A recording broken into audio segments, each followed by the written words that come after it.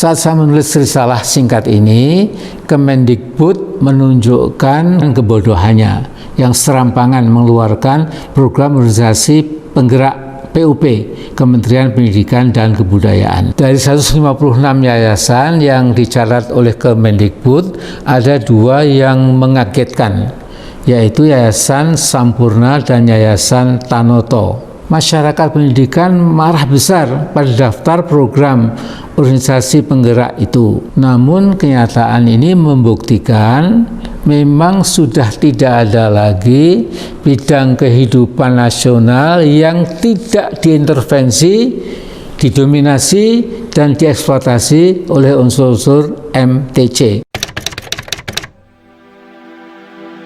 Saudaraku, sekarang masalah ke-10. Pendidikan yang carut-marut. Di antara berbagai sektor kehidupan nasional, barangkali sektor pendidikan adalah yang paling penting dan menentukan masa depan bangsa Indonesia.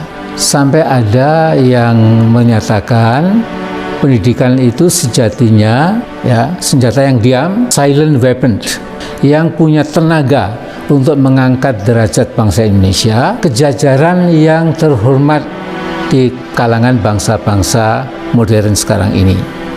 Tetapi kalau salah strategi malah bisa membawa aib internasional. Secara sangat elementer bisa dikatakan bahwa setiap bangsa, baik yang sudah maju maupun yang masih terbelakang, ditentukan oleh sejauh mana bangsa itu mengelola sumber daya alamnya, yaitu natural resources, sumber daya manusianya, human resources, dan sumber daya kapital atau permodalannya, yaitu capital resources. Nah, berhasil atau tidaknya ketika sumber itu dikelola dengan baik atau tidak sepenuhnya ditentukan oleh kualitas pendidikan yang dimiliki bangsa bersangkutan.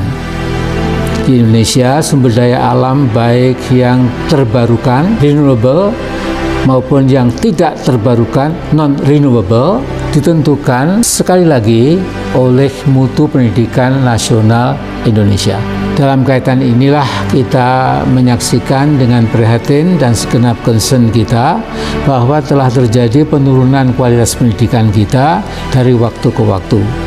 Di zaman Presiden Joko Widodo, carut-marut pendidikan justru mengalami kemerosotan yang paling dalam dibandingkan dengan masa presiden-presiden sebelumnya. Kita bisa melihat hasil tes PISA, yaitu Program for International Student Assessment, yang diselenggarakan oleh OECD, yaitu Organization for Economic Cooperation and Development, pada 2018. Yang diuji itu di bidang pengetahuan dan keterampilan usia 15 tahun, di bidang matematika, science, dan reading. Hasilnya Indonesia selalu di urutan bawah. Untuk matematika, Indonesia berada di urutan nomor 7, paling bawah dari 79 negara. Kemampuan dan mencerna bacaan atau reading, Indonesia mendapat skor 371, menurun dibandingkan tahun 2015 yang masih mendapatkan skor 391. Padahal skor rata-rata negara-negara yang tergabung dalam OECD adalah 487. Perhatikan jarak 126 poin di bawah rata-rata. Sedangkan di bidang sains, lagi-lagi Indonesia berada di urutan 9 dari bawah.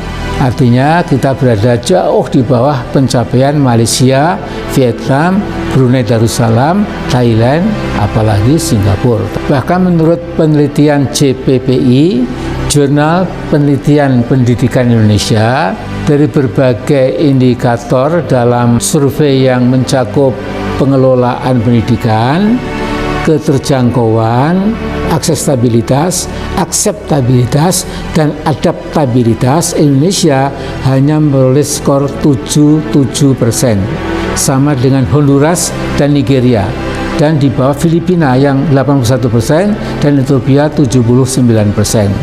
Kualitas pendidikan kita menentukan pengetahuan, keterampilan, dan profesionalitas anak-anak bangsa yang akan mengelola sumber daya alam kita yang tentu sangat kaya raya. Akan tetapi dengan kualitas pendidikan yang tidak kompetitif secara internasional, maka tidak aneh dengan kebodohan kita serahkan kepada pihak asing sumber daya alam kita untuk mereka keruk semau-mau mereka.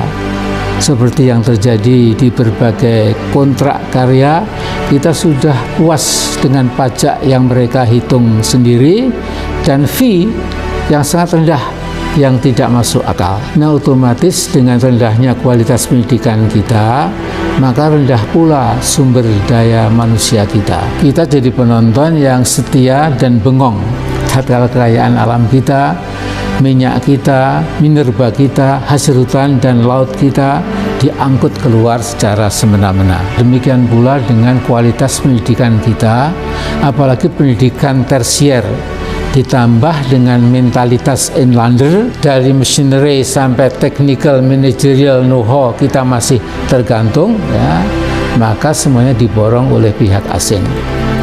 Sayang sekali Menteri Pendidikan masa 2014-2019 tidak berhasil perbaiki kualitas pendidikan kita karena hanya menjalankan rutinisme. Sementara yang sekarang yang katanya kurang mengetahui masa lalu tetapi mengetahui masa depan, itu malah menciptakan semacam anarkisme. Nah, tidak ada lagi standar kualitas nasional bagi pendidikan kita. Dengan menghapus ujian nasional, kebanyakan sekolah akan memproduksi, saya kira ya, banyak anak-anak didik atau siswa yang sama sekali tidak berprestasi. Anarkisme pendidikan pasti muncul karena masing-masing sekolah berkecenderungan kuat untuk meluluskan siswa mereka 100%. Sesungguhnya OECD sudah mengingatkan khusus Indonesia akan memperbaiki kualitas pendidikan lewat nationally promulgated standards yang justru sudah dihilangkan oleh menteri yang lumayan jumawa dan percaya diri terlalu berlebihan. Melihat prestasi pemerintahan Jokowi 6 tahun terakhir ini, agenda untuk pembangunan yang berkelanjutan SDGs yang dicanangkan oleh Sidang Umum PBB pada September 2015 kiranya makin jauh tak terjangkau bagi Indonesia. SDGs itu diproyeksikan akan dicapai oleh seluruh negara. Tidak ada satupun yang tertinggal. Leaving no one behind, kata mereka. Itu untuk tahun 2030. Indonesia ikut tanda tangan di forum yang sangat terhormat itu. Artinya kita akan mengikuti komitmen internasional 17 SDGs itu, antara lain tidak ada lagi kemiskinan, no poverty, tidak ada lagi kelaparan, no hunger, pendidikan berkualitas, air bersih dan sanitas yang berkecukupan, ketersediaan lapangan kerja dan ekonomi yang terus tumbuh, energi bersih yang terbeli, kemudian juga industri, inovasi, dan lain sebagainya. Pendek kata, seluruh bangsa di muka bumi ini di tahun 2030 besok akan bisa mengatakan kita semua sudah masuk ke zaman kemakmuran dan kesentausaan, selamat tinggal keterbelakangan. Nah, bagaimana mungkin kita dapat mencapai 17 Sustainable Development Goals SDGs itu, sementara kualitas pendidikan kita keropos dan praktek pendidikan di lapangan pun sempoyongan, pating blasur bahasa Jawanya. Saat saya menulis risalah singkat ini, Kemendikbud menunjukkan kebodohannya yang serampangan mengeluarkan program organisasi penggerak PUP, Kementerian Pendidikan dan Kebudayaan. Dalam PUP itu, calon penerima bantuan dibagi dalam 3 jenis, yaitu gajah, macan, dan kijang. Perhatikan, cara menentukan kategori penerima bantuan itu seperti guru TK yang menerangkan pada para muridnya. Yang gajah dapat 20 miliar rupiah per tahun, yang macan 5 miliar, yang kijang 1 miliar per tahun. Dari 156 yayasan yang dicatat oleh Kemendikbud, ada 2 yang mengagetkan, yaitu Yayasan Sampurna dan Yayasan Tanoto. Masyarakat pendidikan marah besar pada daftar program organisasi penggerak itu. Bisa-bisanya dan tega-teganya Sampurna dan Tanoto masuk dalam 156 yayasan yang akan dibantu oleh Kemendikbud. Namun kenyataan ini membuktikan memang sudah tidak ada lagi bidang kehidupan nasional yang tidak diintervensi, didominasi, dan dieksploitasi oleh unsur-unsur MTC. Seperti sudah saya terangkan di depan. Kita semua bangga dengan Muhammadiyah, NU, dan PGRI yang segera mundur dari dagelan mereka itu. Kita bangga karena masih ada sekelompok anak bangsa yang tidak bersedia diajak masuk ke pusaran permainan politik yang penuh risiko. Siapa tahu pada pergantian rezim mendatang, setiap permainan politik yang beraroma korupsi akan dibongkar. Ketiga kelompok yang cabut diri itu adalah yang paling paham sejarah dan dunia pendidikan nasional dari masa ke masa. Bravo. Sesungguhnya kritik pedas pada Kemendikbud sudah disampaikan oleh banyak pihak. Misalnya Azumardi Azra, tokoh yang sangat paham dengan dunia pendidikan, memberikan rapor merah untuk sang menteri. Sementara Direktur Eksekutif Indobarometer, yaitu Muhammad Qodari, menyebut menteri itu sebagai menteri abuleke. Dalam bahasa Sabarua berarti menteri yang suka membual atau berbohong. Sebaiknya kritik pedas seperti di atas ditanggapi dengan tenang dan bijak. Jangan membela diri dengan merendahkan para pengkritiknya. Misalnya yang tidak suka pada kebijakan saya pasti tidak nyaman dengan perubahan. Jadi perlu diingat, dunia pendidikan berbeda sama sekali dengan dunia pergojekan, ya Mas Nadiem.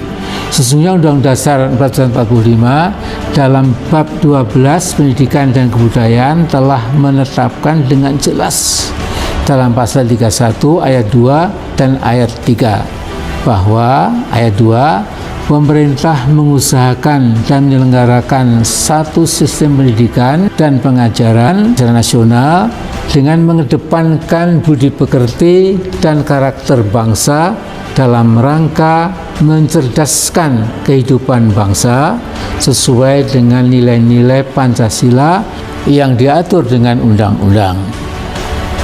Ayat 3, pemerintah memajukan ilmu pengetahuan dan teknologi dengan menjunjung tinggi nilai-nilai agama dan persatuan bangsa untuk kemajuan peradaban serta kesejahteraan umat manusia. Andai kata pemerintah Jokowi dan para menterinya benar-benar membaca, meresapi, dan menghayati UUD 45, termasuk pasal 31 UUD 45, tidak mungkin muncul program POP yang menyedihkan itu.